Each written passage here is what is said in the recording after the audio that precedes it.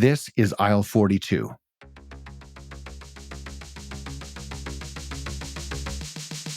In this episode of Aisle 42, I sit down with a farmer, an orchardist, in fact, and we talk about all things fruit and upcycling. Gagan Lasser is president of Chance Beverage Co, and you're going to really enjoy their take on a bold mission to reduce food waste. They transform unsellable whole fruit into juice, sparkling sodas, ciders made from things like peaches and pears, and even the dark horse of the farming world, the haskap berry. We chat through the importance of sustainable practices, using AI to sort produce, and some of the harder realities of managing crops exposed to the elements. We also talk about their farm-to-bottle journey, agricultural stewardship, and their zero food waste mojo. Okay, let's get into it. The future of food starts now. Gagan, thank you so much for doing this interview. We've wanted to talk now for a while and have been very intimate with we have been drinking intimate. That was very heartfelt, wasn't it? I love your product. I find it in my local Nature's Fair, and I've heard rumors that your cider is close by in a local liquor store as well. But of course, I've been familiar with your brand and your family and your farm and all these wonderful things you're doing. So excited to get into it. But before we do that, I have to ask the big question. And that is, if you could imagine the perfect grocery store, what would it look like? Ooh, well, first of all, thank you for having me on the podcast. I really appreciate it. It's always great chatting with you, Corwin, because very insightful. So, the perfect grocery store, that's a great question. I don't have one per se, but if I was to have one, I would want a grocery store that's a partner with me, that works with me in growing my brand out on the store shelf. And in turn, I can help them obviously get sales. So it's an equal partnership. They help me and I can help them, and we can grow together. In a perfect world, that's what I would like. If you're asking me for one particular store, that would be really difficult. You don't have to name one. I wouldn't want to do that to you. Yeah. That'd be mean. But I want to, echo that the retailers that are passionate and excited about working with local food makers and food producers and food growers, and where there's a mutual kind of, a relationship that can be fostered and some trust can be built. I mean, from everything I know of the produce industry, it sure does seem like a dog eat dog world where the players and the chips are changing constantly. And that sounds really difficult. And so when retailers lean into a trusted relationship and it is a true partnership, I think consumers can really benefit from that, because they not only can get consistency in what they're buying, but then they can start to go a little bit deeper about where things, in your case, where things are growing or how they're treated or where they're transported from or what their process is. And there's certainly, many consumers don't care about those things, but for those that do, it's an important part of their experience at the grocery store and in their homes. So, yeah, I think you're right. I think partnership is a great way to frame it. Absolutely. Yeah. For the listeners that don't know who you are and where you come from, like what you guys are making, why don't you give everyone sort of like the short version of what you guys are doing and what you're making? So, what we're doing and what we're making, that's a great question. We do a lot of things, but Last Chance Beverage Co., that's my company. I'm the president, is a family farm-based beverage company. It's located in Carameus, BC. So that's out in the Okanagan if nobody knows where that is. My family has been farming since 1988. We grow a wide variety of fruits. And the one thing that we kept seeing over and over again is all of the fruit that was never good enough to be sold in store. So millions of pounds of this produce would go to waste each year on our farm alone. And we decided, hey, there's something that we can do here. We can vertically integrate and solve this food waste problem. And that's where Last Chance started. We took apples and we upcycled those into apple juice. And that was our first product we ever sold. And we still do that today. And then after we got great traction after that, we moved into other fruits. So peaches and pears, for example. And then we had a line of fruit sodas and sparkling juice. And now we sell cider. And it tastes delicious. I don't know if I've had every SKU that you guys have put out there, but I've certainly drank or sampled many of them. They're fantastic. The sparkling sodas are just remarkable. I love them so much, so fresh Thank you. tasting. Now, let's just talk about upcycling for a second. So, the idea of ugly fruit being turned into juice, that's not new. That has been done for a long time, but you guys are sort of leaning into this even more so. Yeah, can you explain sort of like where's the difference between like BC grade fruit, not BC as in British Columbia, as in B grade or C grade, or like lower grade fruit being turned into juice versus like that food waste piece of the puzzle? Like, where's that tipping point, and how hard is that true upcycling piece of the puzzle? That's great you asked that, because you are right. This is what we're doing is nothing new. I think the messaging and the branding behind what we do and explaining that to consumers is new, and we're making different types of drinks as well. But it all starts back at our farm where we grow all this fruit, and then we actually package and process this and sell it to retail stores where consumers can buy this. And at that point is where we actually grade and sort the produce. So apples, peaches, for example, they all get sorted through, actually goes through a high tech machine, and there's AI involved, and it actually sorts and grades, and you set the parameters of what size, shape you want, what's considered good and what's considered bad, and then it sorts that all out for you. And yes, there is like, your A grade, your perfectly perfect apple, for example, and then there's smaller sizes, what you're allowed, what you really want, and what the retailer ultimately wants. And then there's fruit that's just it's wonky, it's too small, it's got a bump on it, it might have gotten scarred during a storm when it bumped into a branch. There's nothing wrong with it, but there is a large volume of that. I mean, almost 20 to 30% of the fruit from our farm is actually falls into that category. So that's millions of pounds of produce that would be thrown away, and we decided to do something about it. And would it be thrown away because, for example, let's just say, I mean, I know you guys process like right on site.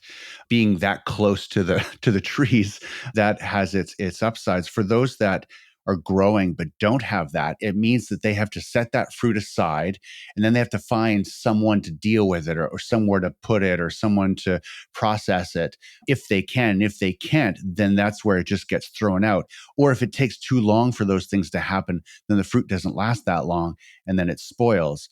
You use the word vertical integration.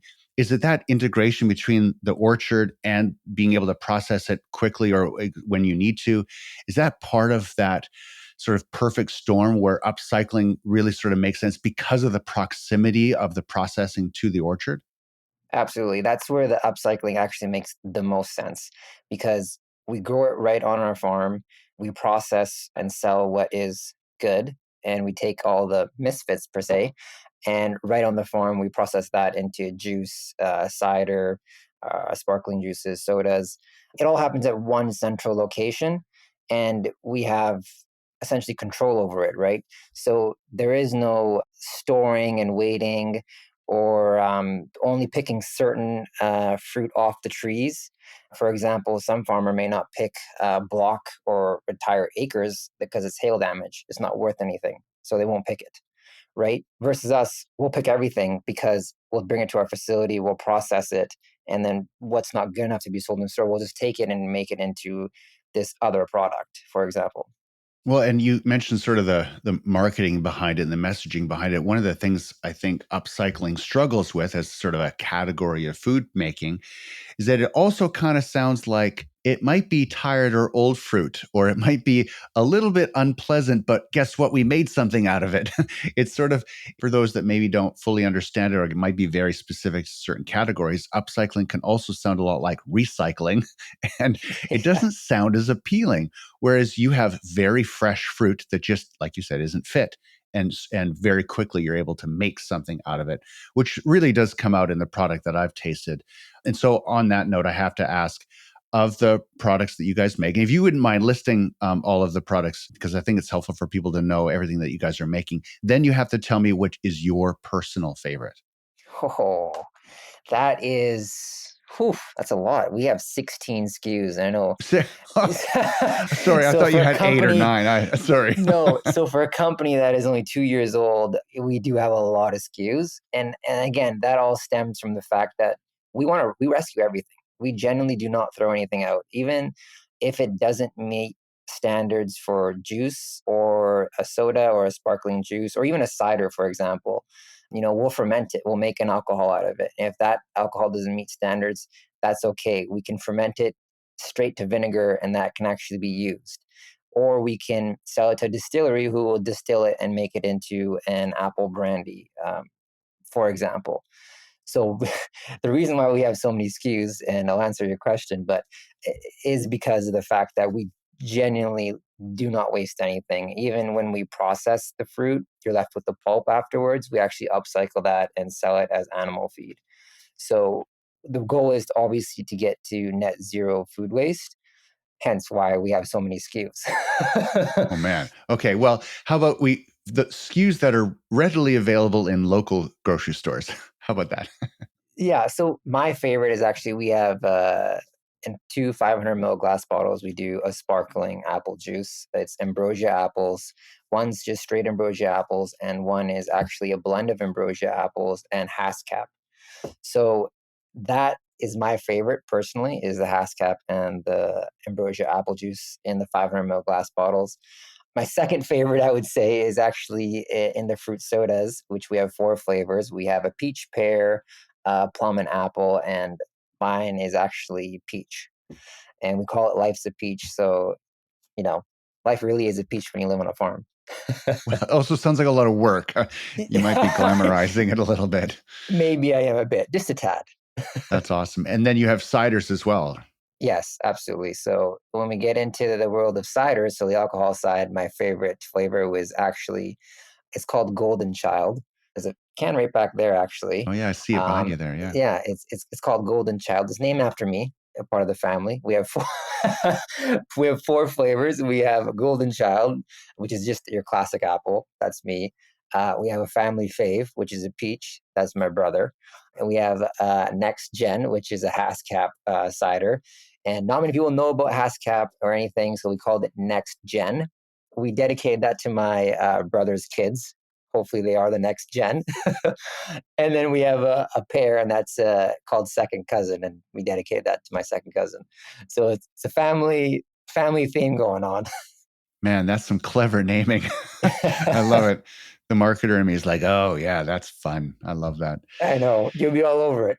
Yeah, that's good. Let's go back to the glass jars because I feel like we're seeing a lot less of glass jars. We're seeing a lot of aluminum cans and Tetra packs and other formats and other materials.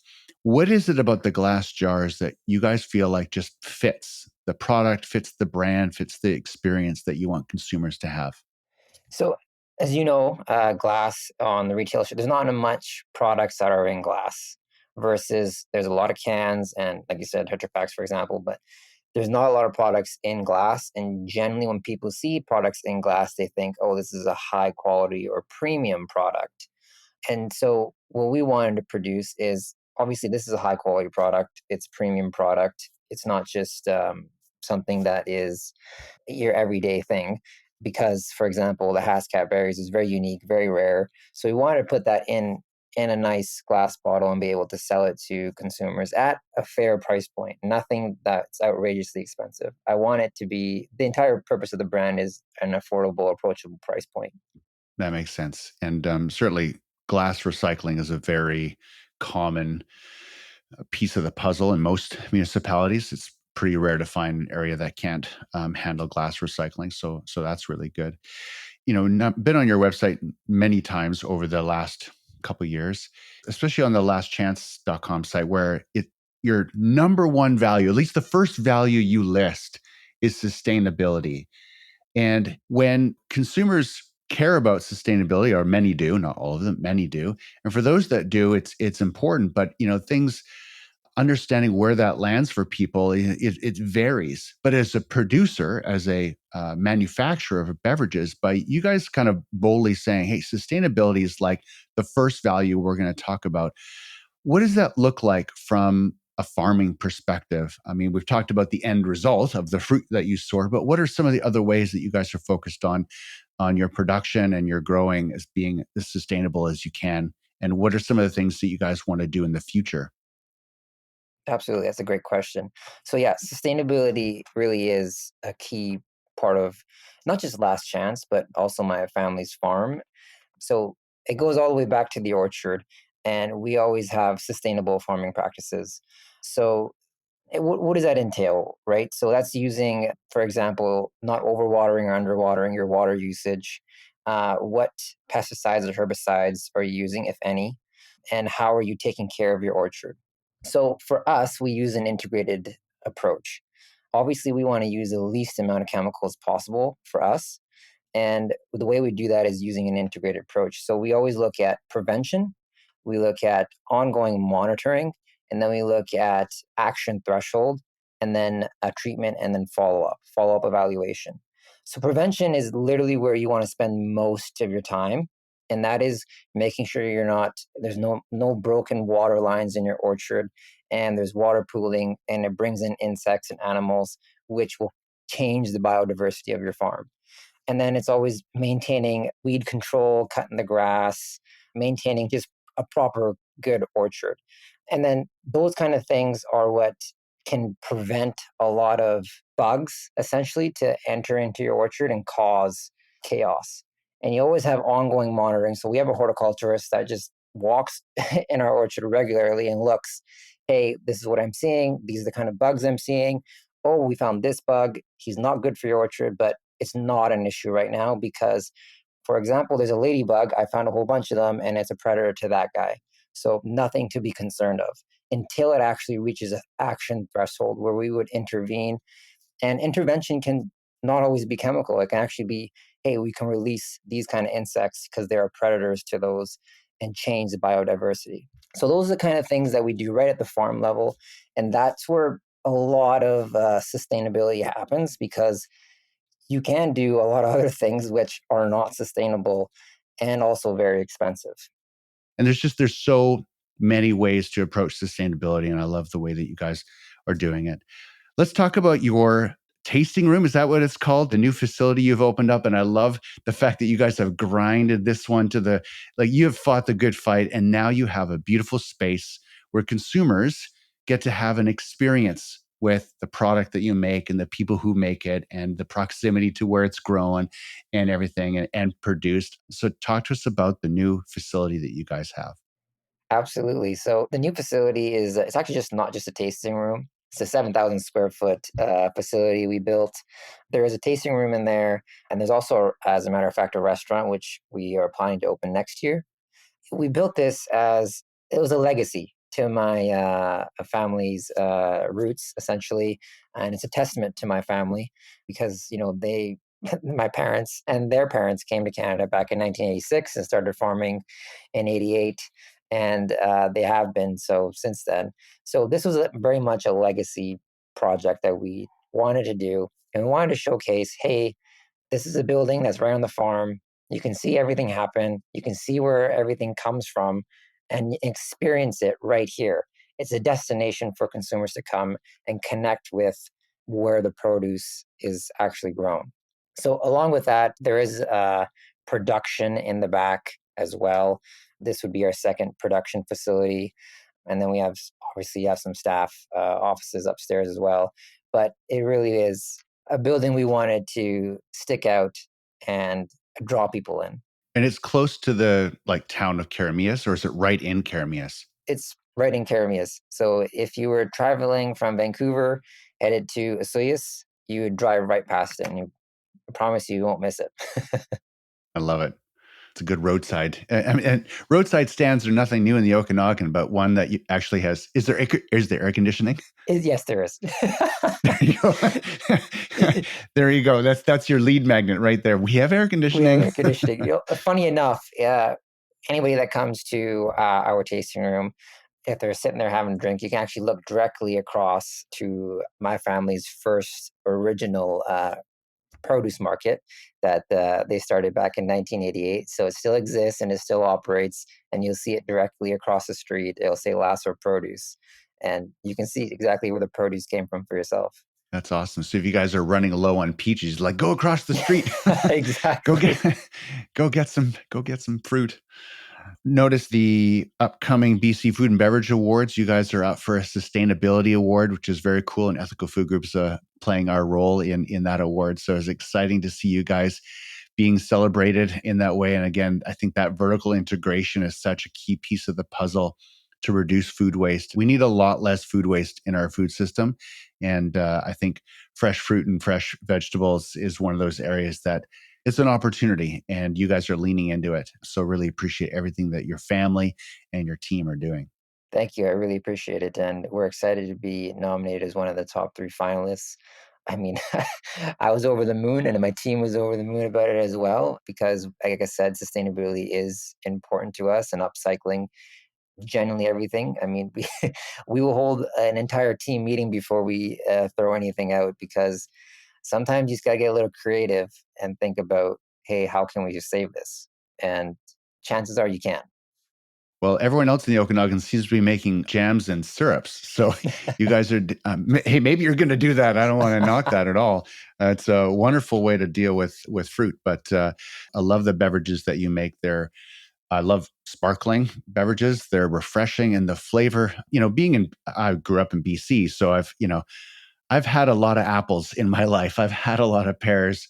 I've eaten a lot of tree fruit over the years and had a lot of different kinds of beverages. And so many of them kind of just taste sweet or just taste kind of benign. And you guys have a flavor punch that just feels very fresh and very natural and beautiful product. And it's the ciders I haven't had as much experience with, but certainly love the sodas, and excited to see it fill shelves in Western Canada and beyond very, very quickly. Yeah, absolutely. We're excited to be in the market in Western Canada, and I guess for the next 12 to 18 months for Last Chance, it's really focusing on brand growth and brand recognition, not just in Western Canada, but also expanding out to Eastern Canada as well, and moving outside of its borders as well. So we do have an ambitious plan, and again, it all stems from trying to save as much fruit as we can. So that was the whole purpose of the company, and we're just sticking to the mission. Good deal. And maybe you guys will grow so much you'll have to help rescue all the fruit growing around you guys by all the other We farmers. would love to. I mean, it's funny enough, that's actually how the haskap flavor sparkling juice and cider came about, is because there was a farmer down the street who grew these berries, and he says, "Hey, can you do something with these?" And I'm like, "I have never heard of this thing before, but sure, let me take it and let's do some R&D and see what can be done." A year later, here we are with two SKUs of it. And haskap it's a odd looking fruit, very blueberry taste like. I would almost say it depends on it. Sometimes it tastes just like a blueberry, and other times it's sort of blueberry. I don't know how you describe it, but it's one of those fruits that I think is perfect for what you guys are doing. Great flavor, and yeah, it's wonderful. Yeah, it's like an elongated blueberry. Some people say they get notes of strawberry and blackberry. It's packed full of antioxidants, a lot more than a blueberry. It tastes really great. The only issue with it, and a lot of consumers why they've never heard of it before, is because it doesn't have a shelf life. It's only about 2 days max before it starts to essentially, it's very soft and it starts to break down. So you need to process it in a way after you harvest it in order to actually be something. Where can consumers find Last Chance beverages? So that great. So for the non-alcoholics, we are in BC and Alberta currently.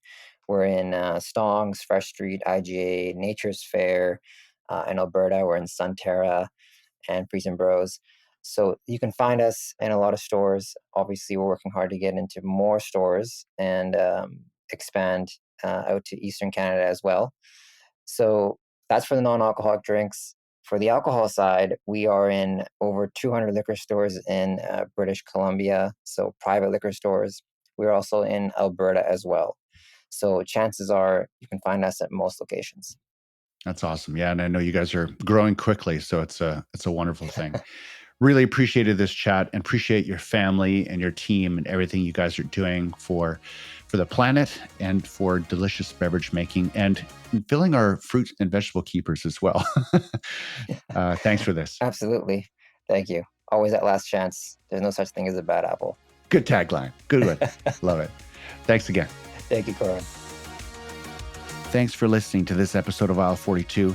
do yourself a favor and grab some of their sparkling fruit sodas or ciders the next time you see it on your grocery store shelf. And plan a getaway to the South Okanagan of beautiful British Columbia. That's Canada's Napa Valley. And you got to visit their tasting room. I'm going to do that this summer for sure. Road trip. Okay, that's it for me. I'm Corwin Hebert. We are Ethical Food Group, and I'll catch up with you in the future.